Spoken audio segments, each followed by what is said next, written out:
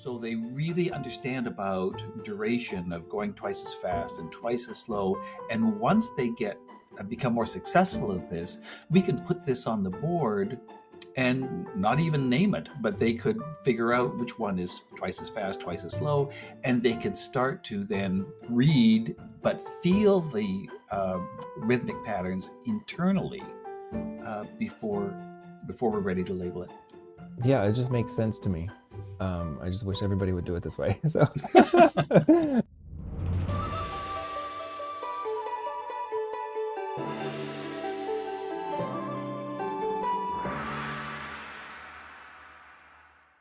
Welcome to the Piano Sensei Way. I'm your host, Clinton Pratt, and I help you master the art of running a successful piano teaching studio. Today, I am super excited because we're going to be discussing, I think, my favorite topic related to music and teaching, Dalcroze Eurhythmics. And some of you, if you've met me before, heard me before, I'm sure you've heard me talk about that I'm a Dalcroze freak, I'm a Dalcrozian or whatever. But today we're going to sort of give you an intro and talk about this. And in order to help me, we've got a special guest, David Frego. So I'd like to welcome him. And David, thank you for being here. Just briefly introduce yourself. Tell us where you live and what you teach. Thanks, Clinton.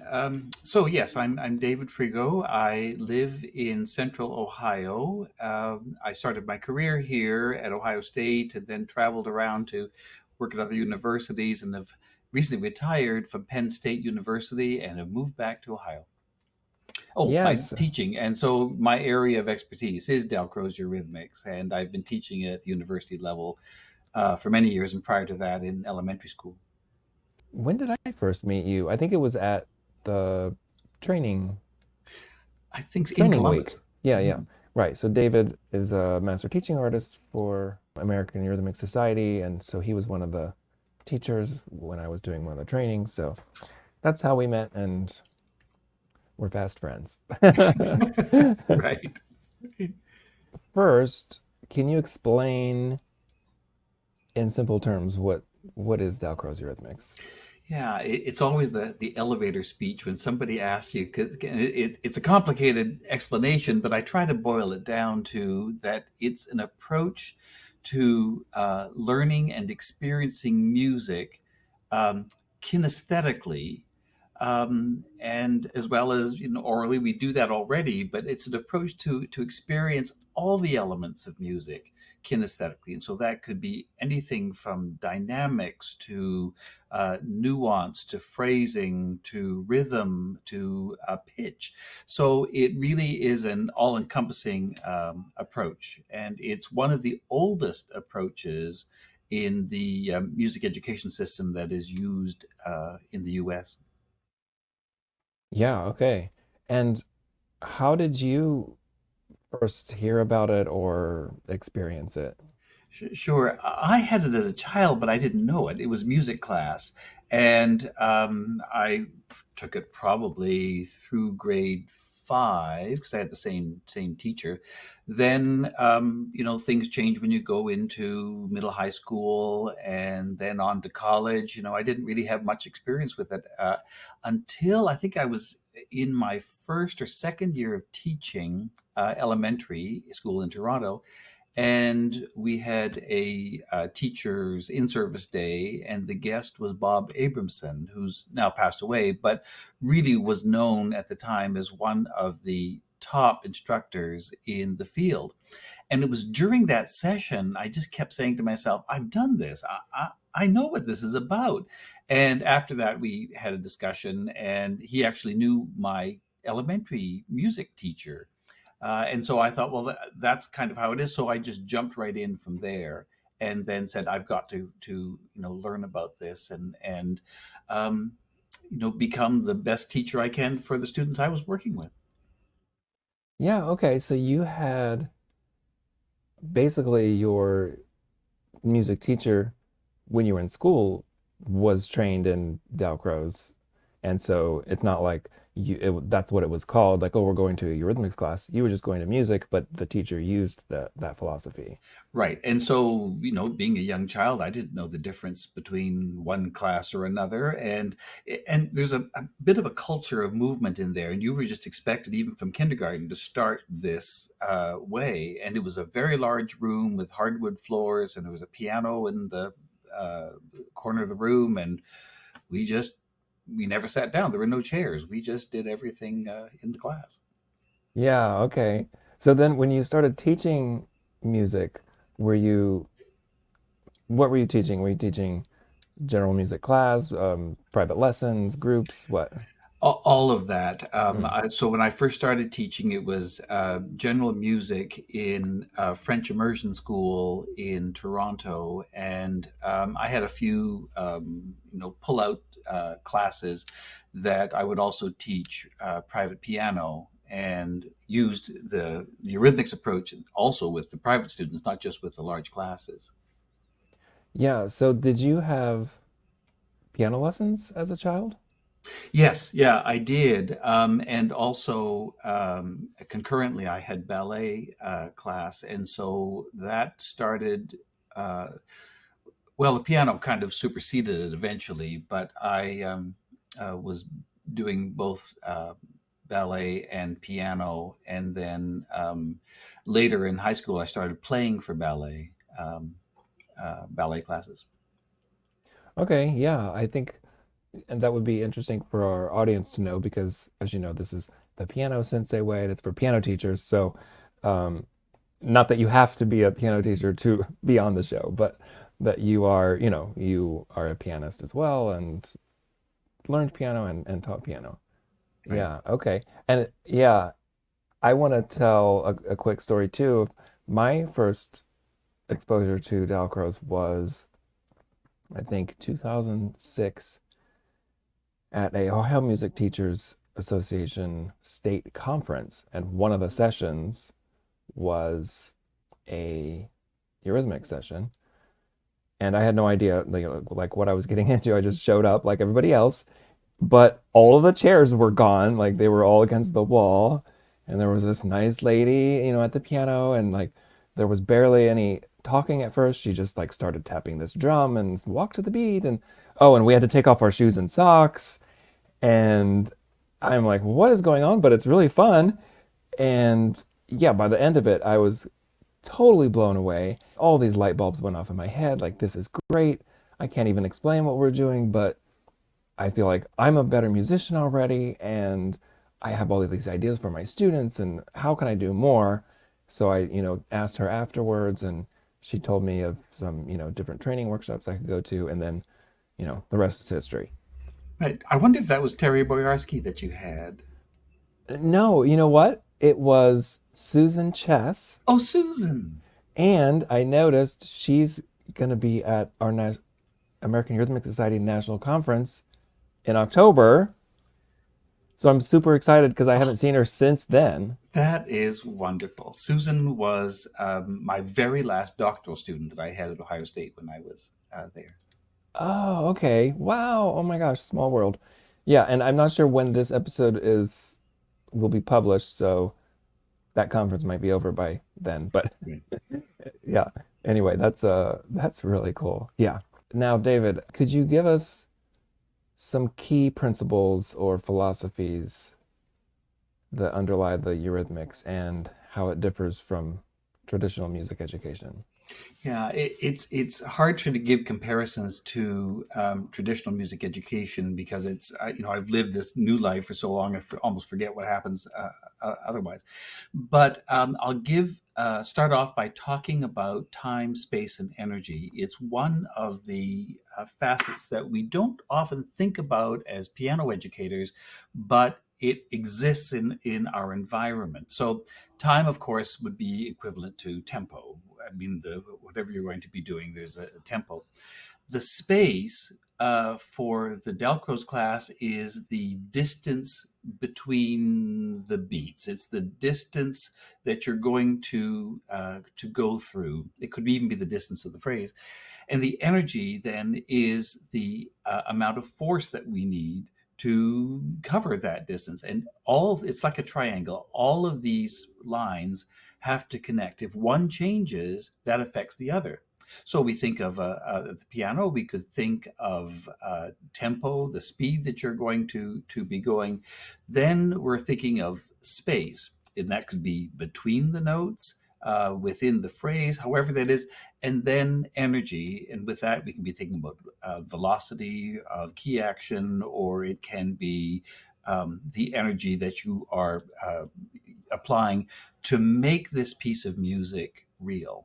That you're going to do. Now that might sound pretty heavy in philosophy, but time, space, and energy runs the ship for us in Eurhythmics, and we come back to it often when we're looking at doing a project. Here's an example.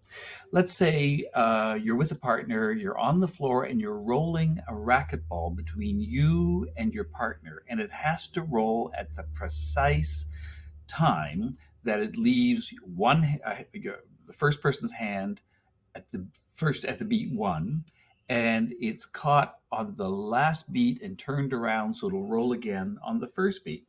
So there's a time, we've set that up, and probably the instructor's tapping a drum to keep it going. There's the space between the two people, and then the energy to roll that ball precisely at the tempo that it can be caught by the other person at that beat.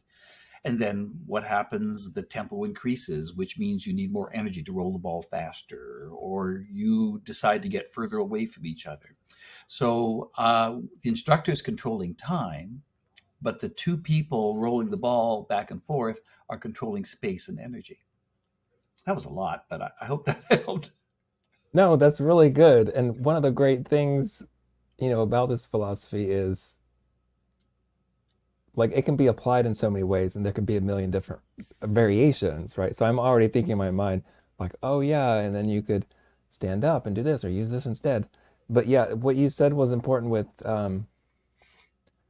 the energy and the space. So if the teacher changes the tempo, then so if they speed up, then you got to use more energy to roll the ball, or you could move closer together, Right, right. right?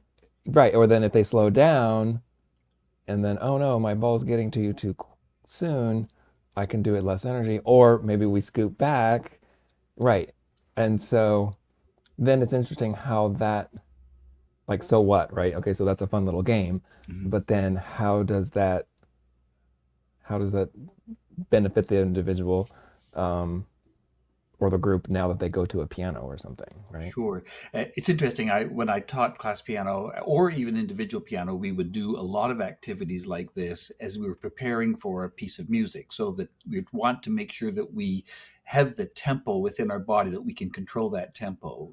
One of the things often with younger children is they tend to speed up, and they're unaware of their tempo. So by doing an activity like this, and we call them games, they start to really internalize the tempo that they're going to be doing, and then to figure out in gross motor movements how they're functioning, and then take it down to the small motor movement, which is playing the piano. Right. Yes, I think that's very important, is feeling it in the whole body or the bigger muscles. Um, yeah, it just makes sense to me. I just wish everybody would do it this way. So, um, yeah, because we all know, like, or we've had piano students, who, I don't know, they can't keep the steady beat, or like doing a well-paced ritardando or something. Mhm. And we're trying to just appeal to their intellect, sitting there as a teacher next to them, like, okay, no, but now count it this way, or, and do all these things just to try to, okay, count, you got to count, or, imagination is good, but, imagine a ball bouncing, and as it did, okay, that's good too. But if you can get them to actually experience it, right, with their whole body. So even like a role reversal, right? Like I'm sure you just where um, instead of trying to get them to play it, you play it and have them do something, and Right. then switch and they play it while you're doing it, and they kind of see you do the motion or whatever. And so it's all connected. Yeah, it is. And it becomes more of a shared experience with the teacher if you, as you just said, that, you're at the keyboard and the student's moving or bouncing the ball or, going through, and then it switches around. There's a sense of a shared experience in the studio.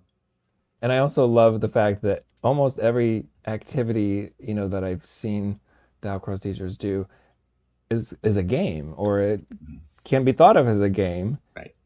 And so to engage kids, let's play this game. And so everything's a game. They're having fun and they kind of don't realize that they're learning all of this stuff and getting the music, in their body, and they're going to be a better musician and play better and all this stuff. And they're just playing a game.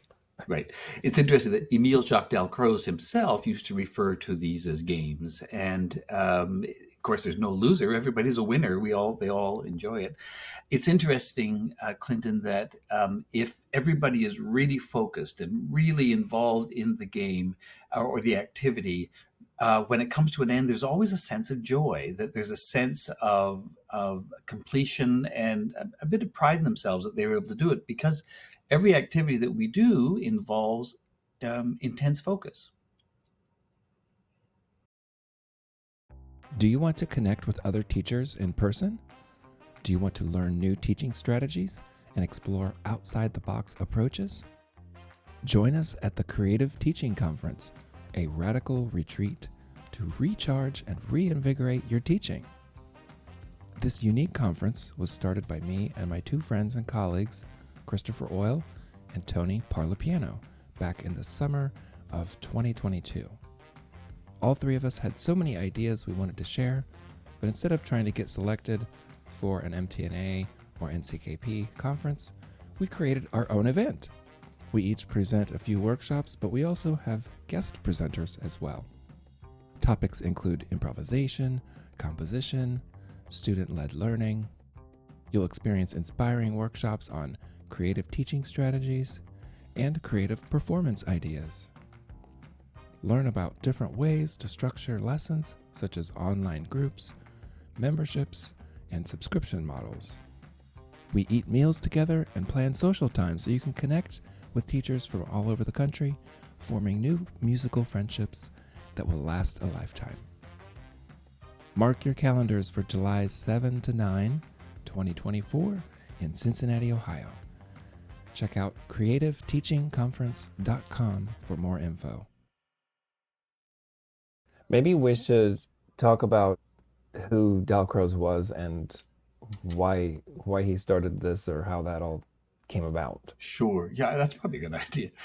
So Emile Jacques Dalcroze was a Swiss educator, musician, dancer, and studied the normal conservatory method. This is back in the late 1800s. The normal conservatory method for his training in piano and in dance, and he was teaching at the Geneva Conservatory, teaching oral skills, which we all had in college, and noticed that the students were technically correct, but there was no, how to say, musical style or nuance in what they did.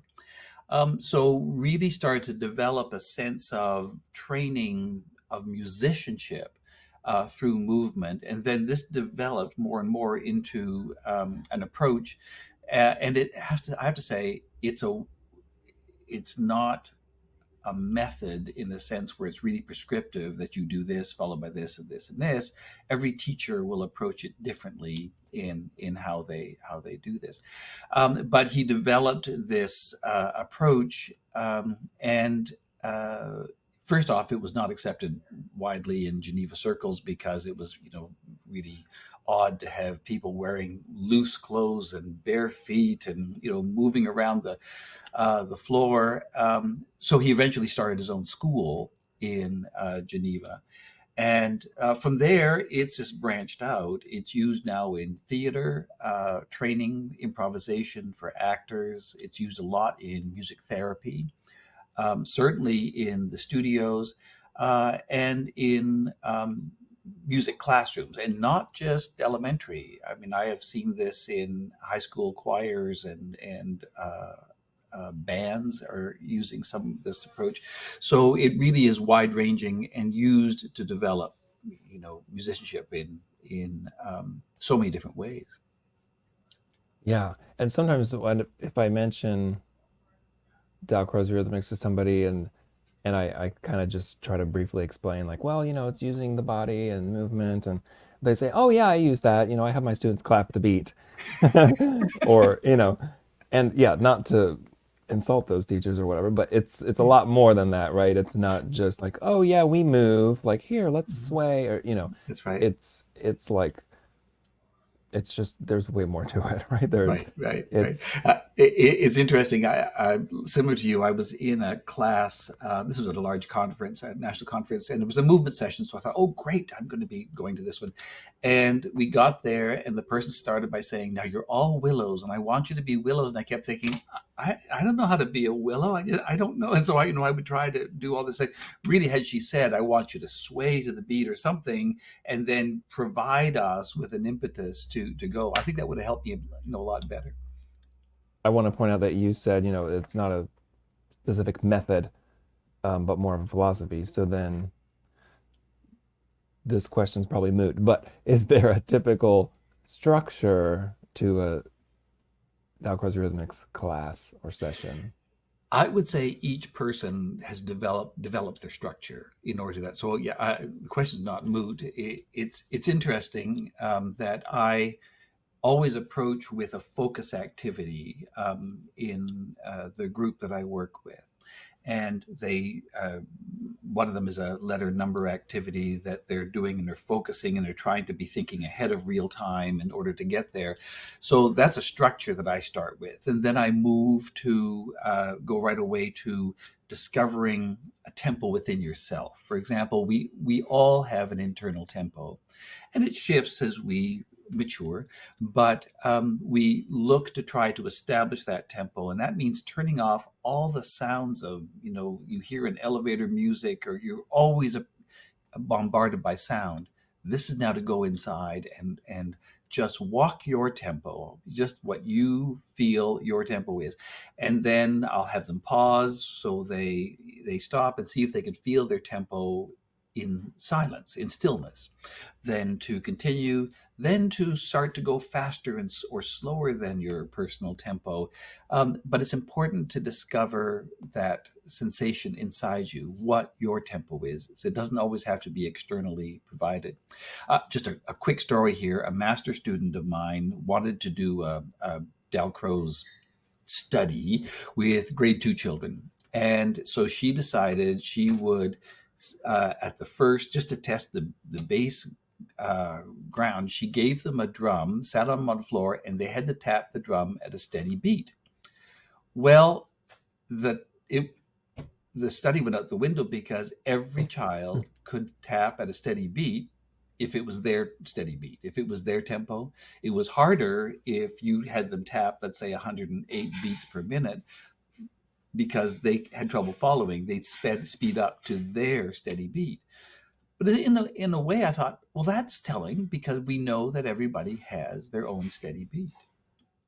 Yeah, exactly. And yeah, I think that's important for teachers to realize when they think, oh, I have this student and they just can't keep a steady beat. And I'm thinking, well, they can't keep a steady beat because they can walk or, Right. unless they have a limp or something, then that would be a irregular meter. But but yeah, it is all. I think everybody has it, right? Like and I think that's maybe what's important about this philosophy too is it's innate in everybody, music maybe, and then either it's cultivated or not.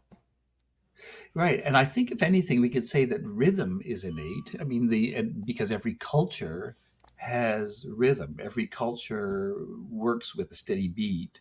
And so I do agree that there is an innate character in here that we have to tap into to make sure that they're successful in achieving their steady beat. One thing that's different with Dalcroze Eurhythmics than all of the other approaches that are used is how we approach duration of beat. Oftentimes it's mixed into the teaching of rhythm. So there's a rhythm pattern on the board, and you have to do the, ta, ti, ti, ta, whatever it is that it. However, in Eurythmics, we specifically address the idea of twice as fast, twice as slow from that, without labeling it. Because I think once you label it and saying that's a quarter note, then they think there's nothing else to learn about it. So they really understand about duration of going twice as fast and twice as slow. And once they become more successful at this, we can put this on the board and not even name it, but they could figure out which one is twice as fast, twice as slow, and they can start to then read, but feel the rhythmic patterns internally before we're ready to label it. Yes, that's great. And yeah, how many teachers have students who can't hold a long note long enough, right? And so we think long notes are easy because, oh, especially on piano, you just press Hold the it down. button and wait. Yeah.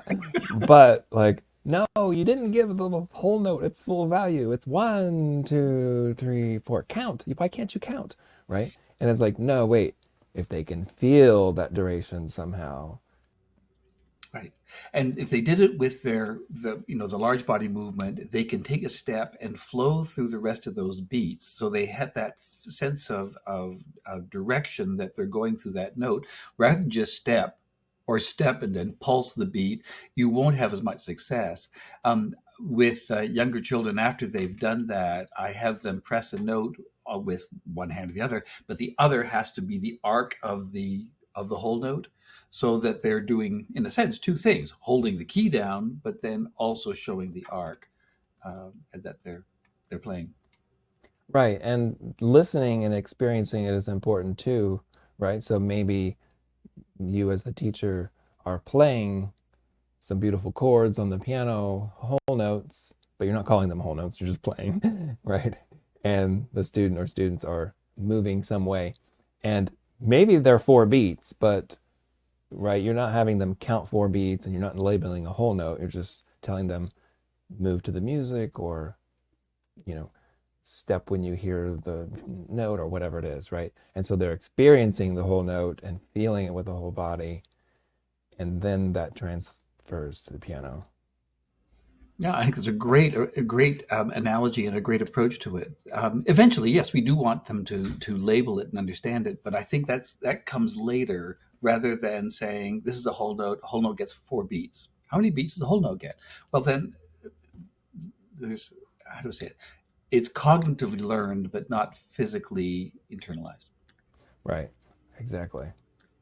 Are there specific age groups or types of learners who benefit from it? Or is it suitable for a wide range? It really is suitable for a wide range. And just after teaching children for so many years, there's a quick buy-in with younger children, because oftentimes they learn kinesthetically. And if we think of the modes of learning of hearing, or visual learning, but kinesthetic learning, oftentimes with a younger child, kinesthetic learning is their strongest suit. They learn by doing, by experiencing, by playing. They learn by that part. And then, of course, others, by grade 3, they're being able to decode visual things better, and so that is starting to kick in, and so it kind of changes as they mature. But even with my college students, I would ask them to really think about, so what do you think your strongest learning modality is? And I would say half the room, now they're musicians, but half the room tend to say they're kinesthetic learners, that Hmm. they learn by doing. So I think that the teacher also has to learn, how to say it, to read the room. By the time you get to middle school, they're growing. I mean, there's so many things happening. They're less comfortable with their bodies. There's so many things that are happening. Then there's peer pressure and other things happen.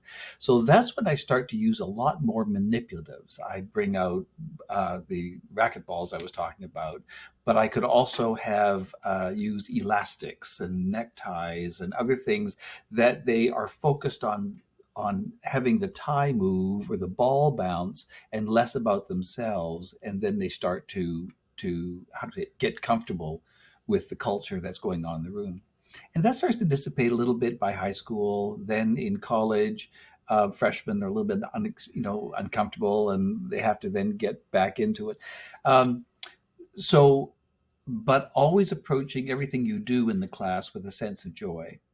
And it feels like a safe environment for them. And it's okay if they mess up and the ball goes somewhere. It's all good. So they feel that it's a safe place to learn. Yeah, and I think with adults too. I have a lot of adult students at my studio, and um, periodically we do group classes with all ages, but the adults have a group too. And I've done some Eurythmics activities with them, and Good. it's really helpful. It kind of like it breaks the ice, it just socially, and then it does, it sort of loosens them up. A lot of times they can be very like rigid with rhythm or with their hands, like tension and all this. Mhm. And just to get moving, it's almost like therapy. But then I think it still does help their rhythm and just their sense of everything. Right. As an aside, I haven't done it for a few years, but I was often called upon to go to marching band camp to help them on day one. And so this is before they get their instruments, before they're doing it, but they just had to learn how to move and turn and where the anacrusis was and how to land somewhere. And of course, they're excited to be there, but they're nervous as well. But by getting all of that out of the way on the first day, it was also a bonding experience for them. Because you in a Eurythmics class, you could be working as a full group, but you could be in pairs, you could be in groups of fours or fives and doing something, and you really do feel like you're sharing music in a kinesthetic way. Now, a lot of people think Eurythmics, since it sort of has the word rhythm in it, that it's all about rhythm, but it's really every sort of aspect or concept in music as well. The term Eurythmics is coming from the Greek term where the EU part means good, and the EUR part, the rhythm part, really, and from the Greek side, means flow, like a river. And so what we're talking about is the sense of a good flow in what it is that you do. And that certainly translates to the piano studio because we want people to, yes, they're learning and they're doing things, but we want them to be able to flow through a piece of music Hmm. that they're doing, not just get the notes right. Yeah, and could you talk about solfege? Yeah, sure. So there are four little legs on this stool that we're talking about. So the first one is your rhythmics. We just normally mean the movement aspect of it. But there's also a pitch aspect, and so this is solfege, and in Eurhythmics we call it rhythmic solfege because, first off, it's not your college oral skills class where you're sitting in a desk and beating out a rhythm. You're moving through the space as you sing.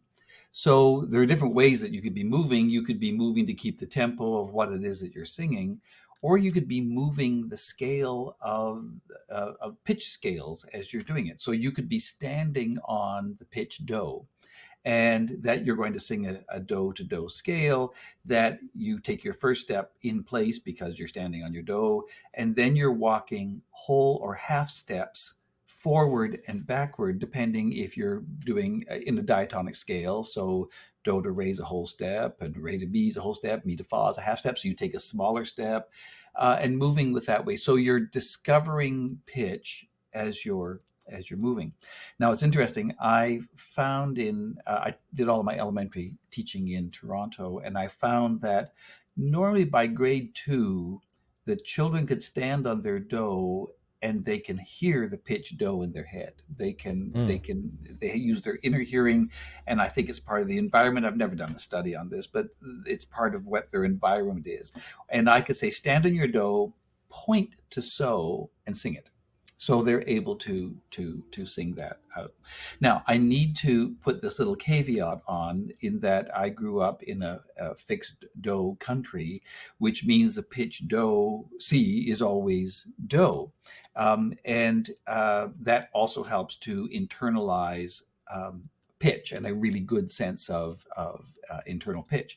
I moved to the US and discovered that that's not the case. And so, most likely, if you went to a university in the US, you used a movable do system where the tonic was do and that moved around. Now, this system can work just as well in a movable do world. We just don't have to worry about, where do is in the room. But in that case, I could say, find your usual place where you start, so everybody has a place where in the room where they are to do that. And the teacher could play G and say, that's do, and I want you to walk a do to do scale in G. And I'd be horrible at it because I can't hear G is do, but that's okay. I mean, I think if really depending on how you're training the children to do it, but it also teaches them sight reading skills, that they're sight singing and moving at the same time, and that forces them to look ahead. I'm sure some piano studio instructors find that the students are playing the note they see and not looking ahead to what the next pitch or key is. So we in a solfege class, they're forced to look ahead because they're moving in those directions. Yeah, yeah, that's very good. I want to tell you a game I did the other day. So we did sort of what you were talking about with stepping the scale. Then I had these sort of markers on the floor with like the flat hula hoops, and the students, that was their do. And then I improvised a little tune on the piano, and when they heard dun dun dun dun dun, they had to get to their spot by the time I got to do, right? And so we went from they were singing it to now they're hearing it, and once they hear the da da da, oh, now they got to find their spot, right? And then of course I would sort of trick them a little bit. I might be playing a little tune, da, da, da, da, da, da, da, right? And they're waiting for that. And then I go, da, da, da, da, da, da, da, da, right? And so they think it's coming, and then, oh, and so it's, that whole game And aspect. right, and they'll laugh. They'll just think that was a great thing when you're doing it. So it just makes it such an enjoyable experience as they are internalizing pitch. Yeah. Okay, so you said Eurythmics and then Rhythmic Solfege, and what else? So the third stool is improvisation. Mhm. So when younger children start this, they are improvising with their bodies. Then they could be improvising on a hand drum. There's many ways they can do it. But eventually we want them to be improvising on their instrument. Now, I'm unfamiliar with contemporary piano pedagogy books. Um, but I remember seeing some that used improvisation as part of the learning experience. But it's a big part of this. Yes, you do learn how to sight read and play, but we also want you to be able to improvise. And the jazz world does not have the lock-in on the term improvisation. You could be improvising in many different styles. For me as a dance musician, I could improvise in the style of a Bartok or something like that. Susan Chess, you mentioned earlier, is a dance musician at Ohio State, and she can just improvise in any style you ask for, in the style of Bach, in the style of Mozart, in the style of Duke Ellington. I mean, she just can, do all that. So improvisation is a big part of the experience, and you can improvise in pairs. You can improvise as a small ensemble, and there's a lot of shared experience in improvisation. Right, and it's improvisation or improvising your voice too, singing, Right. even if your main instrument is piano, right? Mhm. Start with your own body. Right, right. Yeah. Start with that. And oftentimes they feel comfortable in improvising something in their body. If they're voice majors, there's a little bit of apprehension in improvising with your voice because it's your instrument. And so there's a little bit of trepidation until you get past that. And then they start to feel that they can do it. And the safest way for voice people is to improvise while moving. Right. Yeah. And of course, as the teacher, you are probably going to be improvising on a drum, on the piano as well, right? So it's not just Right. that you're teaching that, but you're improvising at the piano while you're leading an activity. Right, right. I do. And so it's one of those things when you're improvising, you've got to keep your eyes away from the keyboard and watch the class because you are certainly you're being assessing what's happening in the group, but you're also looking to see what you are doing is affecting their group. What would happen if I speed up a little bit? What would happen if I slow down? How do the musicians react in the room? Right. And just to let teachers know who are listening, I did an episode on improvisation.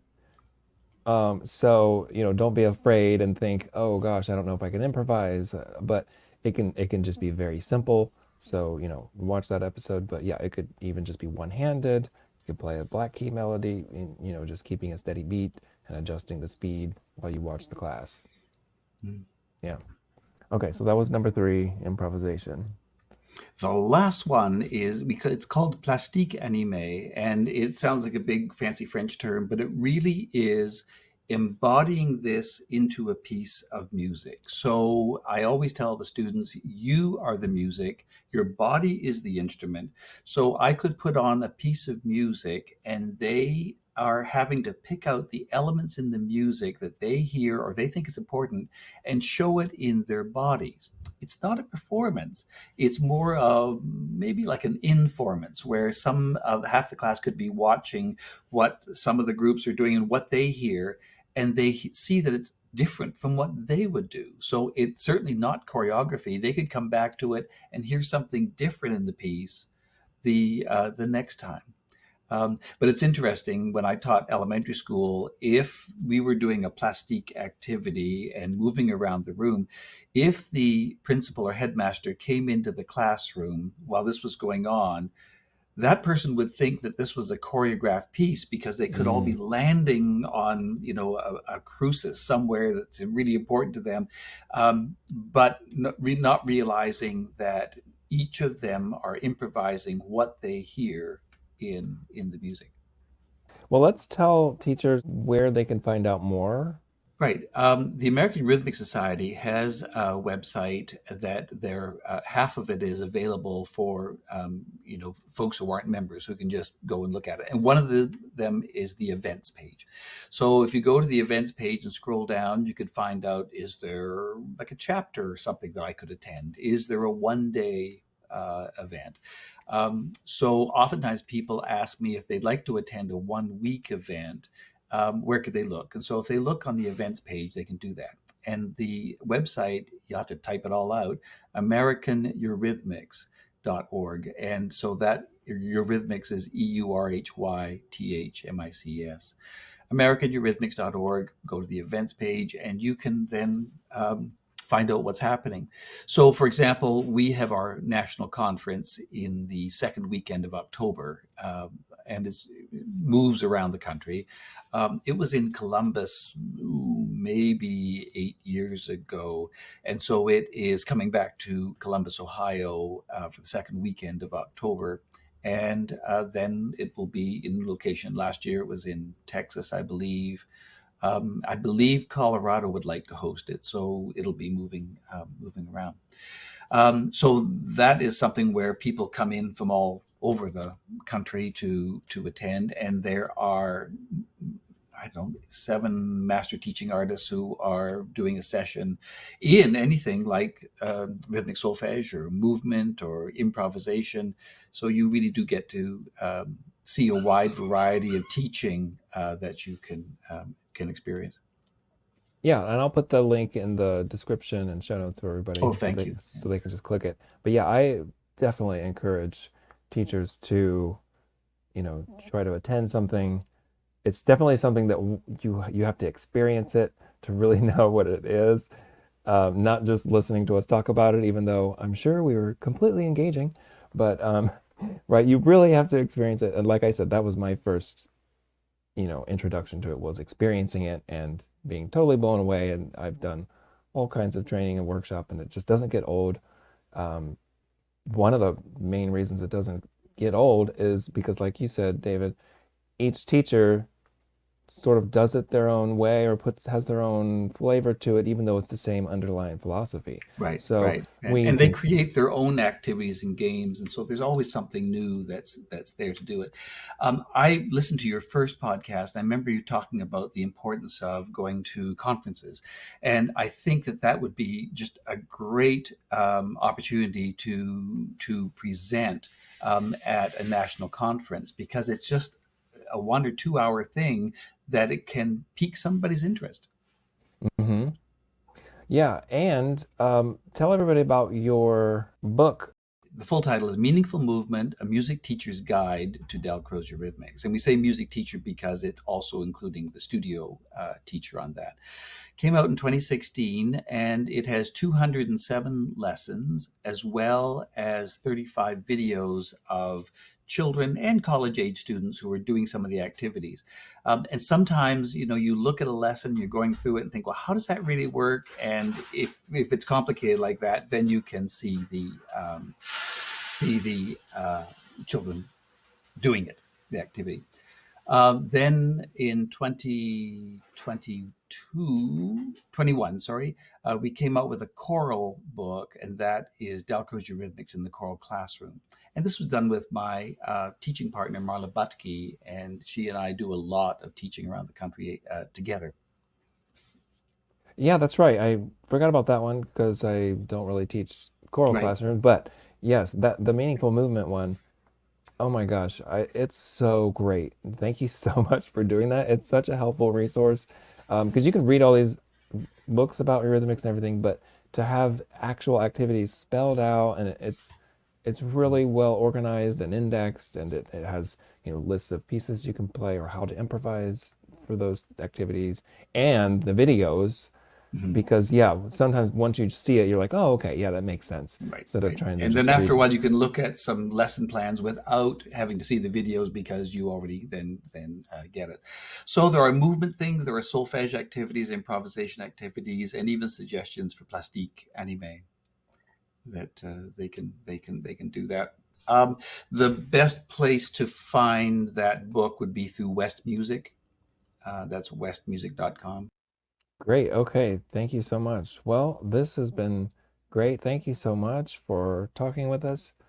Great. Is there anything else you wanted to say about Eurythmics or? I think we've covered a lot. I mean, you Mhm. you might have future episodes on it, and perhaps I can set the computer up at the piano, and we can go through some sort of activities and ideas to for uh, inspiring movement. Yeah, that would be great. All right. Well, thanks again, David, and to everyone. Hope you have a great day. This has been the Piano Sensei Way. Take care.